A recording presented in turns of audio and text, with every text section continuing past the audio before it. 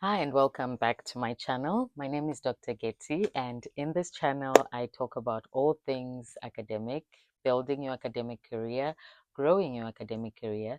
If you're interested in studying for a master's or a PhD, you have come to the right place. I mostly talk about studying abroad.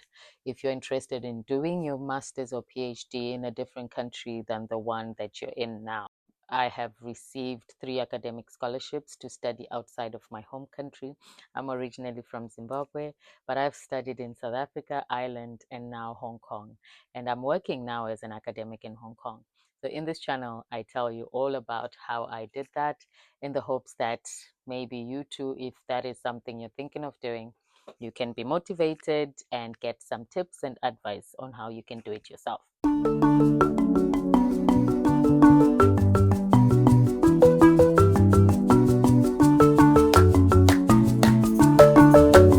Today, I wanted to do a quick video to answer some questions that I've been getting from students that are interested in studying abroad, particularly students that are interested in studying in an Asian environment, right?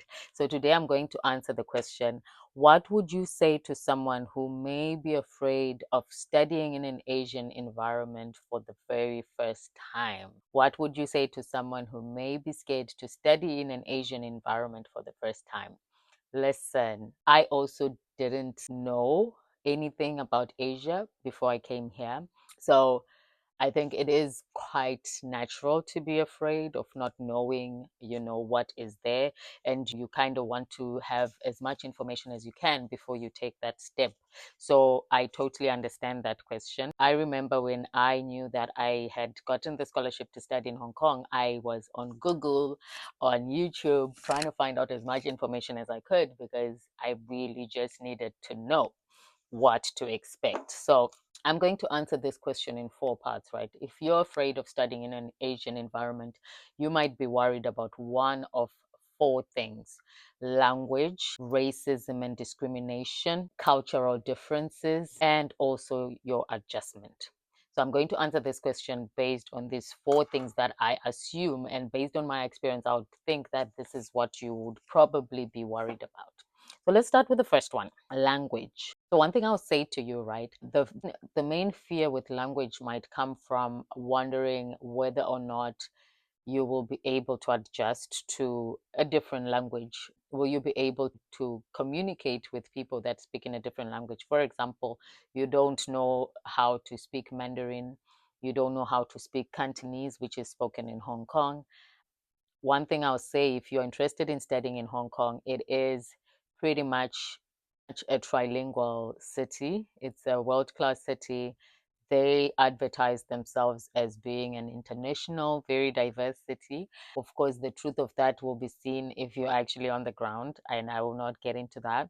But yes, so language, everything, when I say trilingual, everything is in English, Mandarin, which is the main language of China, or Putonghua, and Cantonese is the language of Hong Kong. So even if you're on the train, on the MTR, on the metro, whatever you use to call the underground, or on the bus, all announcements on public transport are in these 3 languages: English, Mandarin, and Cantonese. So most notices are also in these 3 languages. And particularly for the students, your lectures will be in English. So it's pretty much English taught. So there's no requirement, according to my knowledge, for you to learn Mandarin or Cantonese before you begin your studies. So if this is a worry of yours, you have no need to worry about that. It's pretty much English taught. So you will be able to do all your lectures in English. That is not going to be an issue for you. But having said that, though, when we were students, when I was a student, I kind of felt as if I needed to know a little bit more about the language, because then you realize outside of the classroom, everyone else is pretty much speaking in the Chinese language, right? Either in Mandarin or in Cantonese. And if you don't understand the language, the society remains very closed to you. So that's what I then realized. And I did try to learn Mandarin during my first year of my PhD. And I could only do it for 2 months because I had to weigh my options. Like, I'm here for a PhD. This is too difficult. I don't need to do this. So I dropped it because if you think of the English alphabet has 26 letters. Mandarin or Putonghua has over 300 characters. So I was like, this is too much for me. If you're a person that picks up languages easily, some people pick up languages better than others. If that is you, then you might have better luck than I did. Some people just love to learn languages. So I think just for the benefit of maybe socializing more with the locals, it might be of benefit, but it will not affect your studies if you do not know Chinese. So take that from me, it will not affect your studies if you don't speak Chinese. You might have a difficulty if you want to work in Hong Kong or in China after completing your studies, because then most jobs would have that requirement, but it depends what you want to do. If you want to work as an academic, again, very much English based environment, so that won't be an issue. But there are certain jobs where they do prioritize Chinese speaking candidates. And that's really basically about the whole nationalization agenda, where they're trying to prioritize, their own people, but not necessarily as something that would have been an issue, right? So that's the only time that I think you would need, the Chinese language. But for studying, no need. I know people that have studied in China. There is that requirement of doing the first year of learning the language. In Hong Kong, that is not an issue. According to my knowledge, you never have to learn the language before you actually start studying. Okay, point number 2, discrimination or racism. You might be afraid if you are going to fit in. Are they racist? Are they going to discriminate against you? One thing I'll say is, when you are studying abroad, you need to be prepared for anything. There will be people that are ignorant. There will be people that are not used to different people, and you might feel as if they treat you differently. I don't want to lie. There were times when I was here that I did feel different, particularly if you're African. You do stick out in certain parts, because as much as Hong Kong is a very diverse city, there are certain, parts of Hong Kong that not as diverse, that are predominantly Chinese. So, like where I live and where our university is, it's predominantly a very Chinese area. You will see more diversity as you go towards the city center. So, if you're in the outskirts, chances are you are one of very few African people. So, you do stick out. So, you will get the stares, you will get people looking at you. You might get people not wanting to sit next to you in public transport. But most of it is really based on ignorance and the idea of not knowing or not wanting to associate with anything different. And again, I think I'll go back to the language issue, because then a lot of Chinese people, particularly the older ones, that probably have never left Hong Kong or never left Asia, they don't have an experience of speaking to different people or even using a different language. So they would rather stay away from you than expose the fact that they cannot even speak English. I remember one incident when I got lost in my first year here. I got on a bus and I was trying to go meet a friend a couple of stops from where I lived. And when I got off, I didn't know the area, of course. And at that time, I didn't really know how to navigate it. Even with Google Maps, right? You would still get lost because I didn't know the names of the places. So I get off and I'm trying to ask if I got off at the right stop. I could not find a single person to ask for directions. And the people that I was trying to talk to would immediately say, no, no, no English, and try to shush me away, or just do this hand thing, right? Just to show me that they don't want to interact.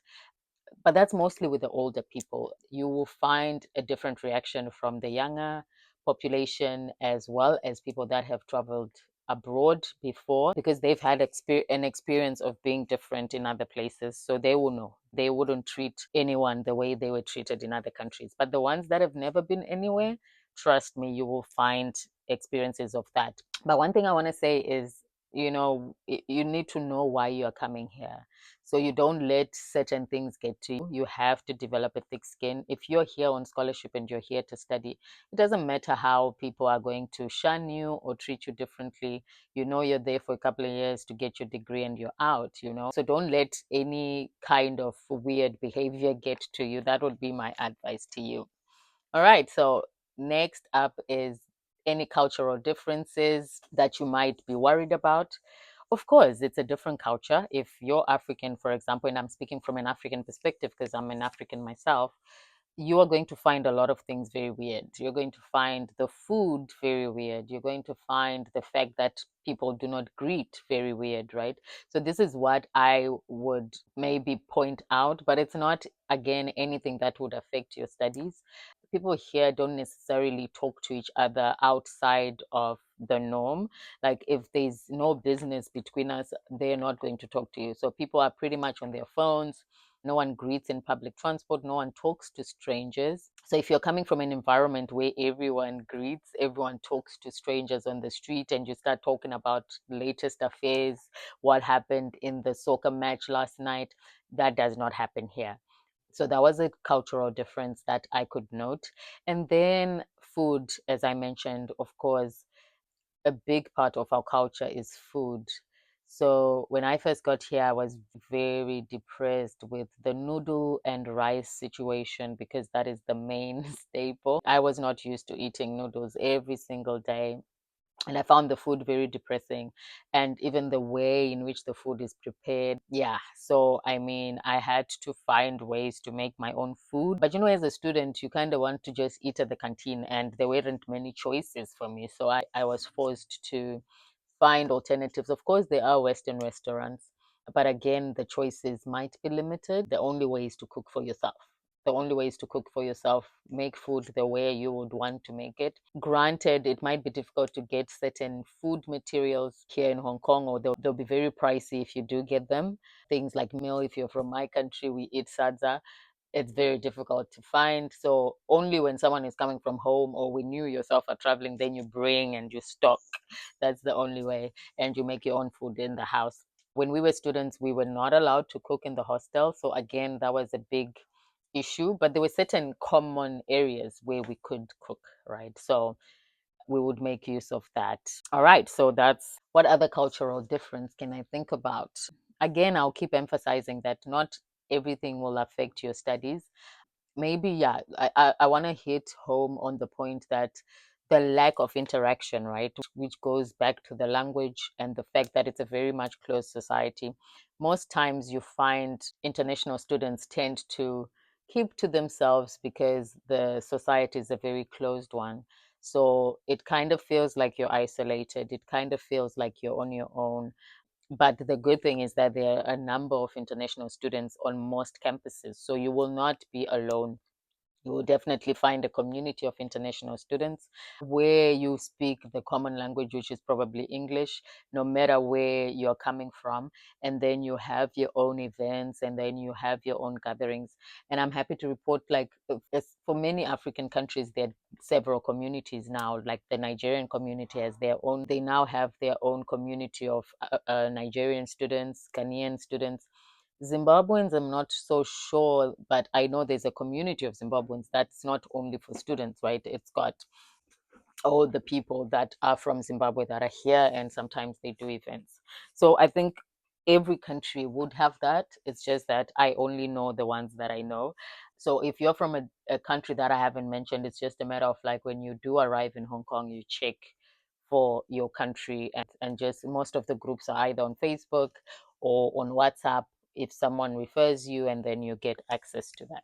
So yeah, once you find your community group, you will be able to maintain your culture, right, within your sort of community. There are a lot of things that you might still want to carry on from home. For example, if you wear like cultural dress or your hair and things like that. So again, it's things that would make you stand out in this environment, but it really doesn't matter. Do not change yourself for anyone. If that's your culture, it's your culture and it's beautiful. But we are not there yet in Hong Kong where people celebrate differences. I'm sad to say Hong Kong is not the most inclusive society. But again, don't let that disturb your studies. If you're interested in studying here, you should just focus on your books, find yourself a community that accepts you, and just keep it at that, right? I'm trying to be very positive about this. So, lastly, I want to talk about the adjustment. I did a study on African students' adjustment because it's also something I was wondering when I was a student, like, how are others actually adjusting to this environment? Am I the only one kind of struggling with? And when you talk about adjustment, you talk about culture, you talk about the academic environment, right? So imagine you've been taught 100% in the African academic system. You might have a challenge adjusting to the way things are done here. But I mean, if you did your bachelor's degree in a good university, you'll probably have an idea. But I think one thing I want to say is Hong Kong is very competitive. So you might find yourself in a very tense academic environment where you're kind of fast paced. You have to have high quality work, but the advantage of that is that your output is going to be perfect, right? So there's very high expectations, high quality education system, high quality lecture environment. We use the latest technologies, even artificial intelligence is allowed. The way lectures are done using, digital tools. There's so much that maybe if you're coming from a much more traditional academic environment, it might take a bit to adjust to. But if you're already on the internet, you might be aware of some of these things and it won't be too much of an adjustment. A lot of the teaching, again, is group discussions, presentations, and again, like I said, using a lot of digital tools, including blogging, forum discussions, reflective journals, all those kind of things if you're doing your master's or your PhD. So that's the academic environment. Very fast paced, very competitive. You need to keep that in mind and keep your A game, because you're going to feel like you're falling behind if you do not do that.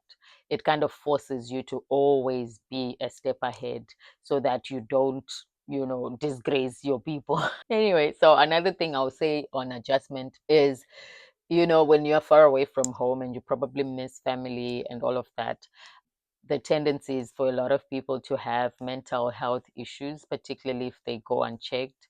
There's a lot of isolation, as I mentioned, and you might feel lonely and it might affect your initial adjustment. But as I mentioned, the communities, it's very important for you to find a community of like minded people that speak your language, eat your food, like things that you like. So I think most of it has to do with your own personality, for you to literally go your own way to find what you're seeking, find your tribe, find those communities. If church works for you, go to church every Sunday, because there's always a ready community. I remember when I was a student, that really worked well for me. And I always had people to spend holidays with. There's going to be those big holidays that you cannot go home, because especially if home is far away. For example, if it's Easter, it's just a few days.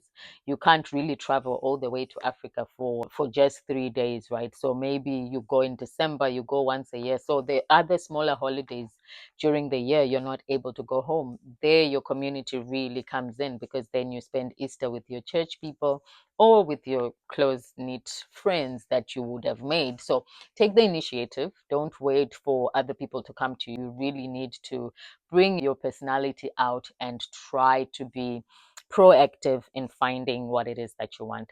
Yeah, so that's it for what I would say to someone who may be afraid to study in an Asian environment. I hope that makes sense. And if you have more questions, please just drop them in the comment section and I'll be happy to answer any of the questions based on my own experience. Bye. Until next time.